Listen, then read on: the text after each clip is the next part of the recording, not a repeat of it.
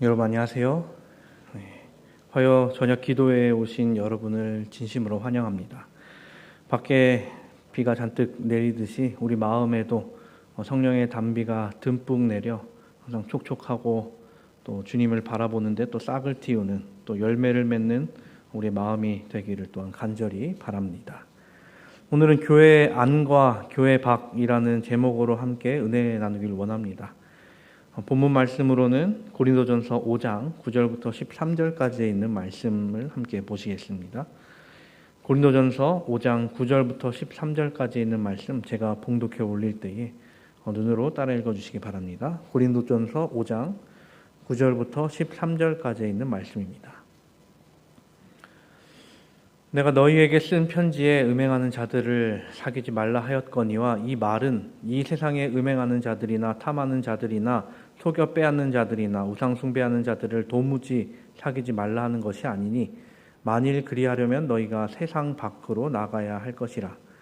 이제 내가 너희에게 쓴 것은 만일 어떤 형제라 일컫는 자가 음행하거나 탐욕을 부리거나 우상 숭배를 하거나 모욕하거나 술 취하거나 속여 빼앗거든 사귀지도 말고 그런 자와는 함께 먹지도 말라 함이라. 밖에 있는 사람들을 판단하는 것이야 내게 무슨 상관이 있으리요마는 교회 안에 있는 사람들이야 너희가 판단하지 아니하랴. 밖에 있는 사람들은 하나님이 심판하시려니와 이 약한 사람은 너희 중에서 내쫓으라. 한국에만 있는 조금 특이한 정서를 가진 말이 있습니다. 그것은 바로 우리라는 말입니다. 이 우리라는 말은 한국 말고도 물론 다른 나라 언어에도 분명히 있습니다. 영어로는 we라고 하고 중국어로는 woman이라고 하며 일본어로는 와타시타치라고 합니다. 그런데 한국에서는 우리라고 불리우는 이 단어가 다른 나라들과는 조금 다른 느낌을 가진 단어임을 우리는 잘 알고 있습니다. 보통 다른 나라에서 사용하는 우리라는 뜻을 가진 단어는 복수형을 띠고 있습니다. 나라는 사람이 포함된 둘 이상 되는 무리를 일컫는 말로 사용하는 게 다른 나라에서의 우리라는 말이죠. 좀 더 어려운 말로 우리는 이제 복수형이라는 것입니다. 그런데 한국에서의 우리는 복수형이 들어가지 않는 자리에도 사용하는 경우가 많습니다. 또 나 대신 우리를 사용하기도 한다라는 것입니다. 그래서 예전에 한국 사람들이 종종 실수하던 중 하나가 영어를 할 때 한국말을 하듯이 이제 위를 우리라는 뜻을 가진 위를 남발하는 것이 예전 한국 사람들의 실수였다라고 합니다. 요즘에는 그런 것들이 많이 없어지긴 했지만요. 이와 관련해서 한국인들은 자기 나라를 말할 때도 우리나라라고 표현을 합니다. 방송이나 인터뷰에서 연예인이 혹시라도 저희 나라라고 표현을 했다가는 인터넷상에서 엄청나게 욕을 듣는 일을 우리는 볼 수도 있습니다. 어떻게 나라를 낮춰서 부를 수 있느냐라면서 말입니다. 이제 저희라는 표현은 나나 우리를 낮춰서 말할 때 하는 표현입니다. 이와 관련해서 뉴스나 기사들을 보면 거기서도 우리라는 표현이 굉장히 많이 등장하게 됩니다. 한국 연구진들이 무언가를 개발하는 데 성공했다면 우리 개발진들이라는 표현을 사용합니다. 그 외에도 한국말을 이제 우리말로 표현을 하기도 하고 한국 정부를 우리 정부로, 한국 돈을 우리 돈이라고 표현을 합니다. 한국 사람들은 한국인을 모두 우리라는 그 이름으로 묶는다는 점에서 다른 나라들이 보기에 집단주의적 사고를 가진 사람으로 보일 수도 있죠. 한국인들이 그런데 집단주의적 사고를 가졌다라고 말하기는 어렵지만 한국인들만이 가진 정서 또 정신은 이 한국이라는 나라라는 정신입니다. 어떤 나라의 국민이든 나라가 공격을 받으면 나라를 지키기 위해 싸우죠. 나라가 정복당해 나라를 잃었어도 나라를 독립시키기 위해 싸우는 레지스탕스들이 있습니다. 근데 우리나라, 이 대한민국은 다른 어느 나라들과 비교해도 이 나라에 대한 더한 애정이 있었다는 것입니다. 조선시대 때 임진왜란이 일어났을 때 조선의 백성들은 의병을 일으켜서 우리를 지키기 위해 싸웠습니다. 이후 일어난 정묘호란과 병자호란 때도 의병들이 활약해서 나라를 지키기 위해 싸웠다는 것입니다. 조선이 일본에 넘어가게 생긴 상황에서도 의병들이 일어나 조선을 지키려 했습니다. 나라가 국민들을 지켜주지 못하는 상황 가운데서 국민들이 나라를 지키려 했다라는 것이었습니다. 왜 그러했을까요? 조선의 왕을 위해 그러했을까요? 아니면 이 한반도라는 땅을 지키기 위해서였을까요? 그런 것이 아니었습니다. 나를 비롯한 나의 가족 그리고 이웃들, 이제 쉽게 이야기하는 우리를 지키기 위해였다라는 것입니다. 우리는 결국 다른 사람들이 모여 하나를 이루는 것을 이야기합니다. 그렇게 봤을 때 교회도 하나이며 교인들을 이제 우리라고 부르게 됩니다. 서로가 서로를 지켜주고 서로가 서로를 위해 주는 곳이 교회라는 모임인 것이죠. 근데 한국 사람들이 말하는 우리와 교회에 적용하는 우리는 조금 다릅니다. 한국의 우리에는 조건이 조금 있습니다. 피부색이 어느 정도 한국인의 피부색일 것과 부모 중에 한국인이 있을 것과 한국말을 할 것 등 여러 조건을 충족을 해야 그 사람을 한국인으로 인정해주는 정서가 있습니다. 그렇다고 한국인들이 인종차별주의자라고 할 수는 없지만 다른 인종에 대한 편견이 어떻게 보면 조금 있는 나라가 우리나라겠죠.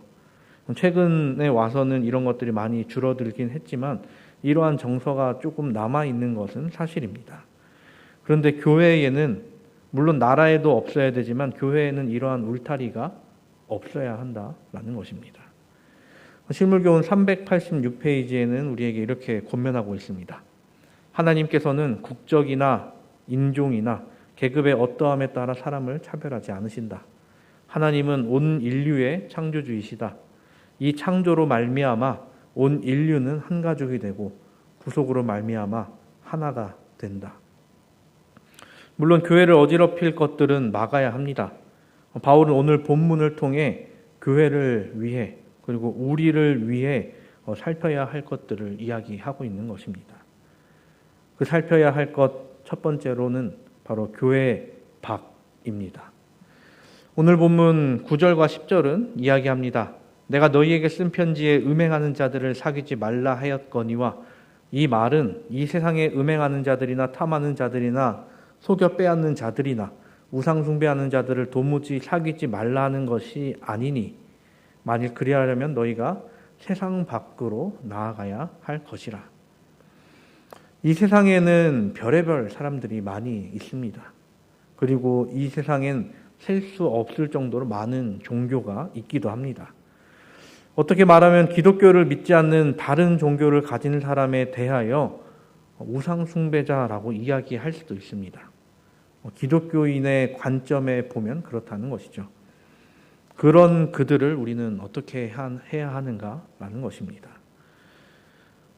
우리가 해야 하는 올바른 일은 그들에게 예수 그리스도에 대해 아주 정중하게 소개해야 한다라는 것입니다. 그런데 세간에 보여지는 기독교는 그들의 종교, 기독교 외의 다른 여타 종교를 부정할 뿐만 아니라 탄압하려 하고 있고 그들을 괴롭히고 있다라는 모습이 보여진다는 것입니다. 몇 년 전 여기서 그렇게 멀지 않은 이 호평동에 있는 수진사에 불이 나고 불상이 훼손되는 일이 있었습니다. 어떤 한 사람이 복음을 전파하겠다라며 불을 내고 돌을 던져 불상 8개를 부순 혐의를 받고 재판을 받아 실형을 선고받았습니다. 그리고 본인을 무엇이라고 설명했냐면 기독교 전도자라고 이야기를 했다는 것이었습니다. 우리나라에는 종교 자유가 있음에도 불구하고 거의 기독교 국가처럼 느껴지도록 사람들이 행동하고 있다는 것입니다. 종교 간에 일어나는 분쟁은 언제나 있어 왔지만 자유가 있는 나라에서 이런 행동을 보이는 것은 비종교인 그리고 비기독교인들에게는 당연히 나쁘게 보일 수밖에 없다는 것이죠. 하나님께서는 분명 사람들에게 우상을 제거하라, 우상을 제하여 버릴 것을 명하셨습니다.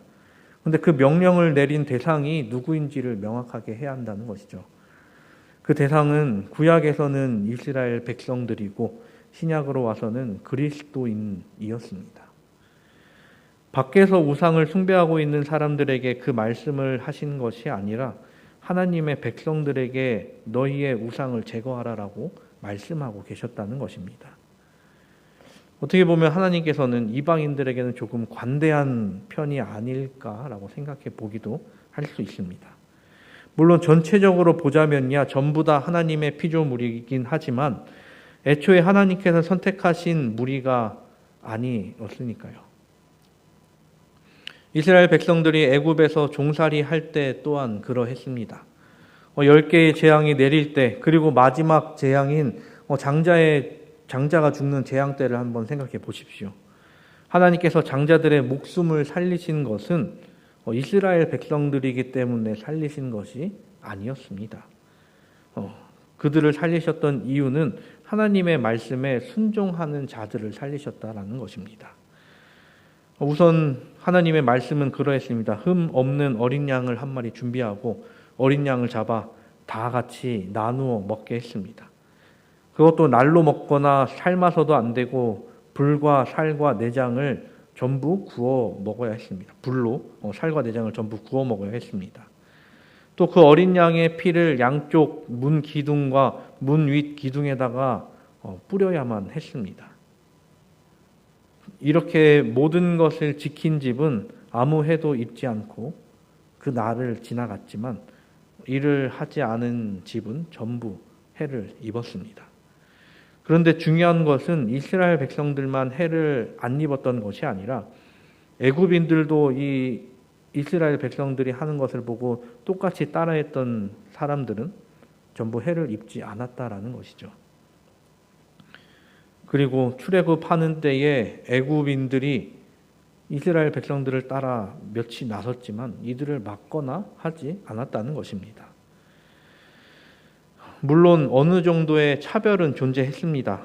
그들을 부를 때 이스라엘 백성으로 부르는 것이 아니라 잡족과 이방인으로 표현하긴 했으니까요. 나중 금송아지 사건 때 이 잡족들이 우상을 만드는데 주도했었습니다. 그런데 이제 성경에서 표현하기로는 그저 백성이라고 표현했을 뿐이었습니다. 예언의 신의 말씀을 봐야 이 잡족들이 배도의 선봉이 되었다고 말하기에 성경만 보고서는 모를 수도 있는 점이기도 합니다. 그런데 그런 잘못을 그렇게 배도를 한 무리를 하나님께서는 어떻게 하셨습니까? 잡족들을 전부 진 밖으로 몰아내라고 하셨습니까? 아니면 그들을 전부 죽이라고 하셨습니까? 잡족들의 잘못은 어쩌면 모세가 하나님으로부터 용서를 구할 때 이스라엘 백성들의 죄를 용서를 구할 때 그들도 같이 용서받은 것처럼 보입니다. 그런데 하나님께서는 그들을 용서하셨는데 다른 사람을 정죄하고 있는 무리가 있다면 바로 그리스도인들이 아닐까 생각을 해본다는 것입니다. 세상에 사는 다른 무리를 우리가 어떻게 대해야 하는지에 대해 바울은 이야기합니다. 그들과 친구가 되지 말라라고 이야기하지 않습니다. 세상에 있는 사람과 만나라, 친구가 될 수도 있다라고 이야기를 합니다.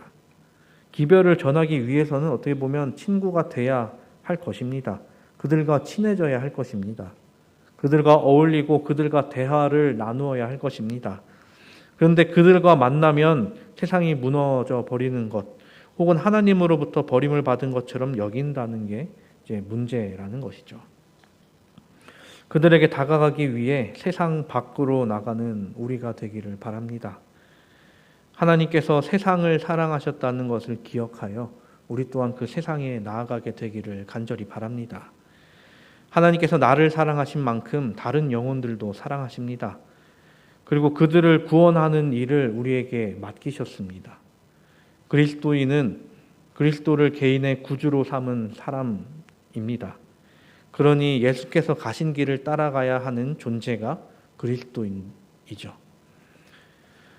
예수 그리스도께서는 영혼을 만나기 위해 사마리아도 서슴지 않고 가셨던 분이었습니다. 유대인들과의 앙숙인 관계였던 사마리아인들이었지만 예수님께서는 그것을 전혀 개의치 않으셨다는 것입니다. 너무나 목말라 하던 영혼을 찾아가는 것이 예수님께서는 그것이 더 우선이셨다는 것입니다. 우리도 세상을 향해 나아갑시다. 그들을 사랑하되 그들의 우상을 사랑하지 말고 사람을 사랑하고 영혼을 사랑하고 하나님의 사랑을 그들에게 알려주는 우리가 되기를 간절히 바랍니다. 이어서 바울은 교회 밖을 보고 그 다음 전하는 것은 교회 안을 돌아볼 것을 이야기합니다. 어떻게 보면 바깥을 보는 것보다 이 내부를 살피는 것이 더 중요할지도 모르겠습니다. 특히 바울이 이야기하고 있는 이 시대, 이 초기 교회에는 더 그러했다는 것입니다. 지금이야 이 교회가 조직적으로 발전돼서 교회 행정에 관한 지침과 규율이 있습니다.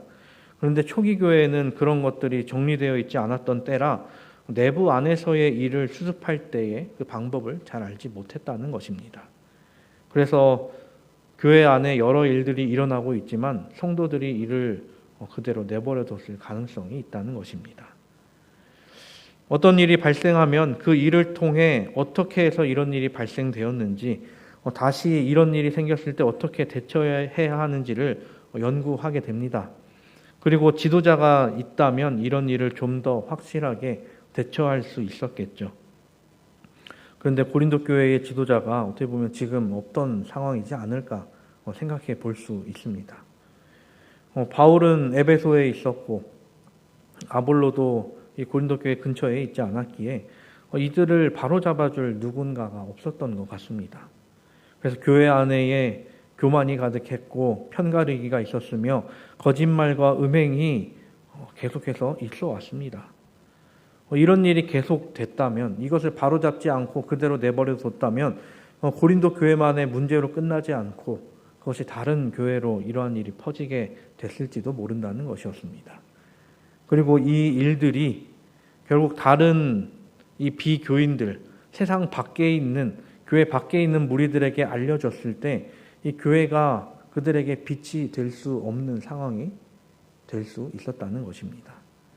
그래서 바울은 교회 내부를 살펴 잘못된 것을 바로 잡도록 조언하고 있었습니다. 만약 교회가 아니라 밖에서 이러한 일이 일어나고 있는 일이라면 당연히 아무 말 하지 않았을 것이다 라고 이야기합니다. 그들의 죄, 여기서 말하는 죄란 인간이 가진 원죄를 이야기합니다. 그 원죄에 관해 이야기하고 하나님께 회개하도록 전하는 것은 그리스도인들이 할 일입니다. 하지만 그들이 그 죄에 대해 대수롭지 않게 여기고 기별을 받지 않는다면 그 죄값은 본인들이 치러야 할 것입니다. 하지만 교회 안에서 그리고 성도들 안에서 일어나는 죄에 관해서는 이 얘기가 달라진다는 것입니다. 모두가 예수 그리스도를 개인의 구주로 영접하고 거듭나기를 결심해 침례를 받은 사람들의 무리가 교회입니다. 그 안에서 이제 성화의 길을 가기 위해 서로 힘을 합쳐야 하는 상황이죠. 성화는 개인에게 일어나는 일일지 몰라도 성화로 나아가는 길은 혼자서 걸어나가지 못합니다. 그렇게 우리 안에 일어나는 일에 많은 관심을 가지고 잘못된 것을 바로잡기 위해 노력해야 한다는 것이죠. 우리 안에 어떤 일이 일어나고 있는가? 제가 군 시절 때의 일입니다. 제가 있던 부대는 통신부대고 꽤 큰 부대였습니다. 한 개 소대에 두 개의 분대가 있는데 한 분대당 13명. 그래서 한 소대에 26명이고 그 소대가 4개가 있었고 중대장 운전병과 중대장 무전병을 추가해서 병사만 106명이 있는 한 개 중대에 있었습니다. 그리고 그 중대가 3개가 모여 있었고 본부 중대라고 불리는 35명의 또 병사들이 함께 있으며 전부 채워지면 350명이나 되는 사람들이 한 건물에서 지내게 되었습니다. 이제 보통 군대라고 하면 선후임 관계가 확실하다라고 이야기를 하죠. 그래서 조금이라도 먼저 입대한 사람이 선임이 되는데 이 350명이나 되다 보니까 이제 이들을 전부 다 선후임으로 둘 수가 없는 것입니다. 그래서 월별로 끊고 중대별로 끊어서 이제 동기가 그리고 선후임 관계가 달라지게 되었습니다. 그래서 1층에는 본부중대가 살게 되고 2층에는 1중대, 3층에는 2중대, 4층에는 3중대가 그렇게 각각 생활을 하게 되었습니다. 이제 중대가 달라지면 선후임 관계가 아니게 됩니다. 이등병이랑 병장이 만나도 중대만 다르면 서로 이제 아저씨라고 부르면서 서로 이제 무관하게 지냈다는 것이죠. 이것은 그 부대에 사고가 났을 때도 마찬가지였습니다.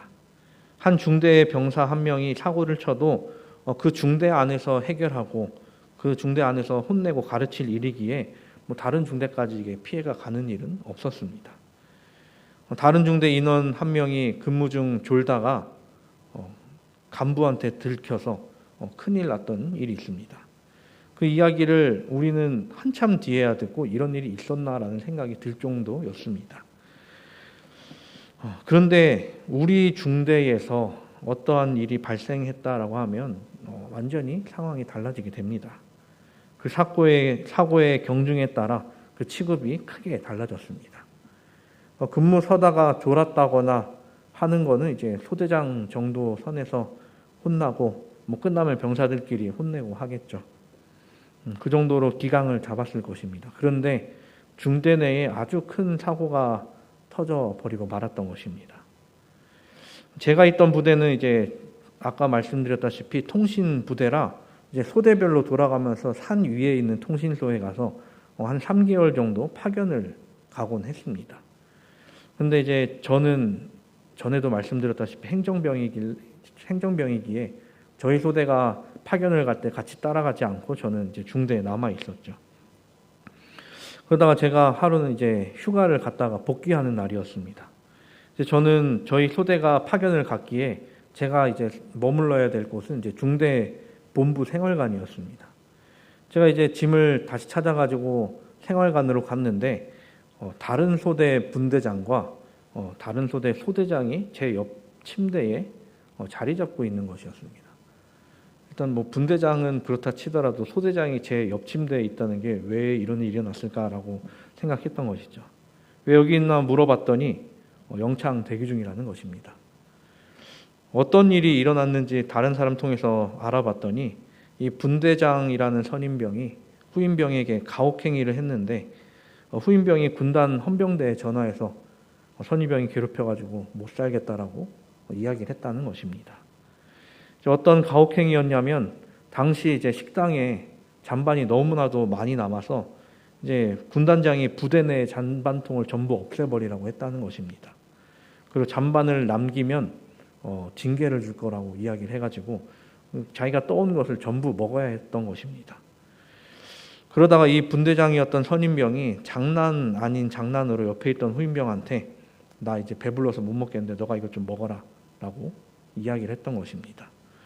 선임병은 장난이었지만 받아들인 사람이 이것을 장난으로 여기지 않았기에 그럼 장난이 아니었겠죠.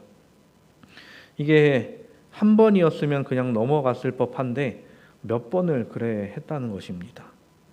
그렇게 되다 보니 그게 스트레스였는지 결국 그렇게 고발을 해버리고 말았던 것이죠.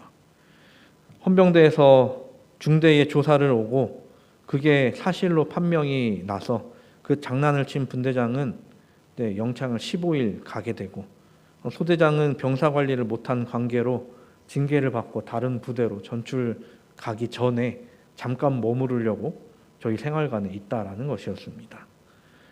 그리고 나서는 중대 내에 또 다른 가혹행위는 없는지 부대 내에 조사가 이루어지기 시작했습니다. 중대가 발칵 뒤집혔죠. 그러면서 중대 내에서 암암리에 이루어지고 있던 여러 악패습들이 많이 없어지게 됐다는 것이었습니다. 군대라면 당연히 규율과 군기가 필요합니다. 그런데 그게 정당하지 않거나 가혹한 일이었다면 없어지는 것이 맞다는 것이죠. 당연하게 해왔던 것이지만 잘못된 것이라면 바꿔야 하는 것이었습니다. 이것을 누군가가 이야기해주기 전까지는 몰랐던 것입니다. 알았어도 넘어갔던 일이었습니다. 그래서 부대가 많이 바뀌게 되고 선임과 후임 사이에 뭔가 가로막고 있던 것들이 많이 사라졌던 경험을 그때 했었습니다. 우리 삶에서도, 우리의 신앙생활에서도, 하물며 교회 안에서도 불필요한 것이 있다면, 누군가가 조언을 해주는 것이 있다면 그것을 통해 바꾸어 나아가야 하는 것이 맞는 것이죠.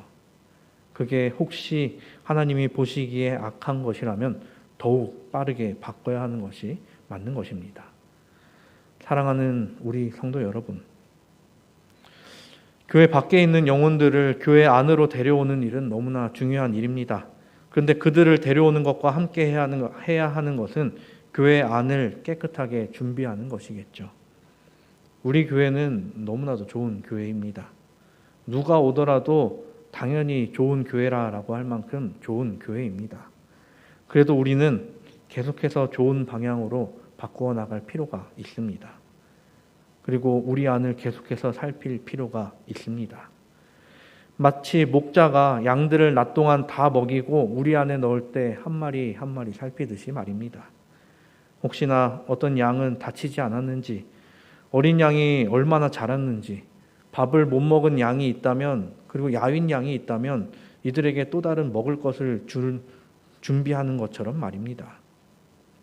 우리도 우리 안에 있는 양들을 살필 필요가 있습니다.